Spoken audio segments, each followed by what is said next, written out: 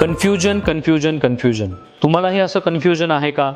10वी नंतर कुठल्या स्ट्रीमला जावं, किंवा काल मला वाटत होतं कालपर्यंत की मग इंजिनिअरिंग करावं, आज वाटतं की मेडिकल फील्डला जावं. तर हे कन्फ्युजन होण्यामागचं कारण असं आहे की आपले रेफरन्स बदलत चालतात.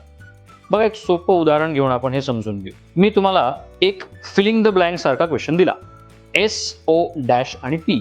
तर तिथे तुम्हाला एक जो डॅश आहे तिथे एक लेटर पुट करायचं आहे. सुरुवातीला मी तुम्हाला समजा रेफरन्स दिला की तो शब्द तयार होणार आहे, तो शब्द अंघोळीशी रिलेटेड, बाथशी रिलेटेड असेल, तर तुम्ही ती जागा भरणार A ह्या लेटरने आणि वर्ड तयार करणार सोप. पण जर मी तुम्हाला म्हणालो की तो शब्द जो आहे तो फूडशी रिलेटेड असायला हवा, तर तिथे तुम्ही U हे लेटर पुट करून सूप हा वर्ड तयार करणार. सिच्युएशन तीच आहे, पण तुमचा निर्णय सुरुवातीला A होता, नंतर तो निर्णय U झाला.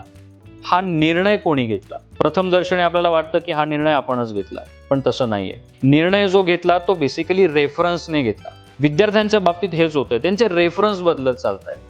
आज एखाद्या IAS IPS ऑफिसरला ज्यावेळेस विद्यार्थी बघतो, त्याचा तामझाम बघतो, त्यावेळेस त्याला वाटतं की यार यही करना है अभी. नंतर काही दिवसाने तो एखाद्या चांगल्या डॉक्टरच्या कॉन्टॅक्टमध्ये याला, त्याला मेडिकल फील्डला जायचं असतं. हा रेफरन्स विद्यार्थ्यांच्या एंडला जोपर्यंत फिक्स होत नाही, तोपर्यंत त्यांचा निर्णय हा फिक्स होणं कठीण आहे. अशाच समस्यांमध्ये जर तुम्ही अडकला असाल, तुमचा पाल्य अडकलेला असेल, तर त्यांचं 1 to 1 काउन्सिलिंग होणं फार गरजेचं आहे. आणि अशा काउन्सिलिंगसाठी तुम्ही लर्नमेट कोचिंग सेंटर अशोक स्तंभ नाशिक येथे खाली दिलेल्या नंबरवर कॉल करून अपॉइंटमेंट बुक करू शकता. धन्यवाद.